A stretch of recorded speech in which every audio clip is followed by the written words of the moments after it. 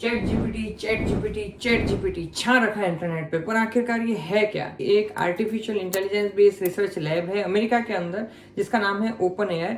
उन्होंने नवंबर 22 के अंदर ये सॉफ्टवेयर, ये जो ऐप है वो लॉन्च किया था। और सरप्राइजिंगली इस ऐप के 5 दिन के अंदर, ध्यान रखना 5 दिन के अंदर 1 मिलियन यानी 10 लाख डाउनलोड्स हो गए थे। लेकिन कंपैरिजन के लिए इंस्टाग्राम को 2.5 महीने और स्पॉटिफाई को 6 महीने लगे थे 10 लाख डाउनलोड्स तक पहुंचने के लिए। लेकिन ऐसा क्या है जिसकी वजह से लोगों ने इसे पागलों की तरह डाउनलोड किया है और उसे बहुत एक्सटेंसिवली यूज कर रहे हैं? जलवा है हमारा। अब जैसा मैंने आपको बताया, एक आर्टिफिशियल इंटेलिजेंस रिसर्च लैब से डेवलप किया हुआ टूल है। तो इंटेलिजेंस क्या होती है कि हमारे पास जो भी इंफॉर्मेशन होती है हम उसको प्रोसेस करते हैं और उसको जितना अच्छे से एनालाइज करके कंटेक्स्ट के हिसाब से सही आंसर दे पाते हैं, उसी को हम बोलते हैं इंटेलिजेंस।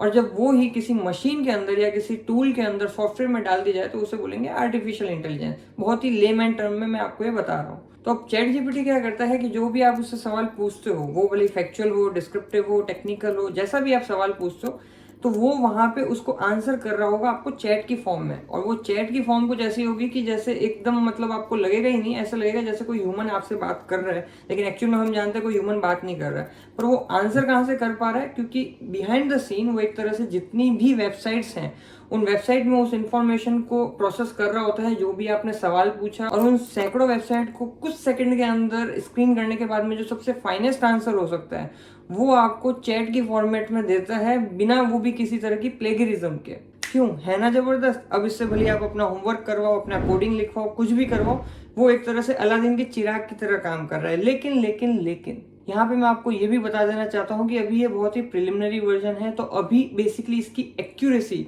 उतनी ज्यादा नहीं हुई है। और दूसरा, वो जहां से इंफॉर्मेशन उठा रहा है उसकी क्रेडिबिलिटी कितनी है उस पर भी कई लोग सवाल उठा रहे हैं। क्योंकि वो तो एक तरह से पूरा सर्च कर रहा है, उसे नहीं पता कि कौन सा कितना क्रेडिबल सोर्स ऑफ इंफॉर्मेशन है जहां से उसे वापस आंसर करना चाहिए।